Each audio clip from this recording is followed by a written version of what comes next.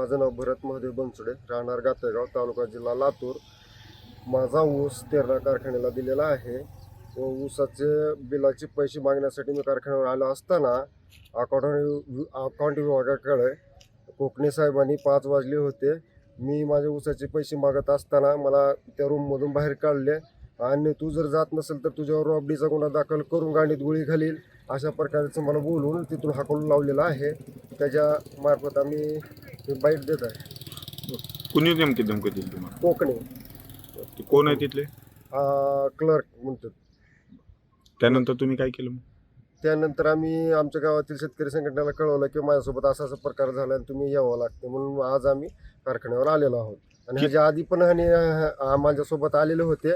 आम्हाला ऊस बिलचे तारीख दिलेली होती की 1 तारखेला तुम्हाला पैसे देतात म्हणून त्यांनी लेखी बी तसं दिलेलं आहे. आम्हाला सही कॅसेट लेखी दिले की तुम्हाला 1 तारखेला पैसे देतात.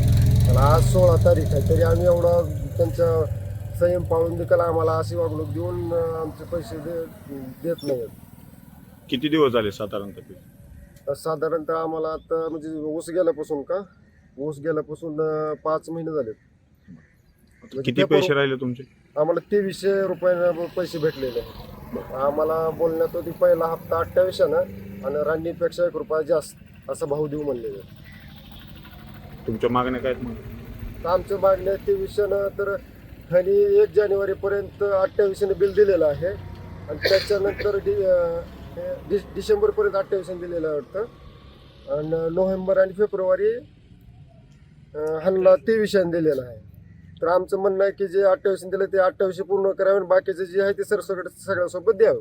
हे मागायला आलं असताना धमकी दिली? हां, मागायला बिल आलं असताना धमकी दिली. तर मागायला बी असाल आधी आलो त्यांना आम्हाला पैसे द्या म्हणले. त्यांनी आम्हाला तारीख दिलेली होती. त्या तारखेला आम्ही आलो आहोत. त्याच्यानंतर जास्त म्हणजे 1 तारीख दिली होती तरी आम्ही 15 तारखेला आलो आणि 15 तारखेला आलो तरी बी आम्हाला पैसे तर काही दिले नाहीत. पण आम्हाला रॉबडीचा गुन्हा दाखल करू नाही तर गांडीत गोळी घालू अशा प्रकारचे उत्तरं दिलेत आम्हाला कोकणे साहेब म्हणून आहेत क्लर्क अकाउंट विभागाला.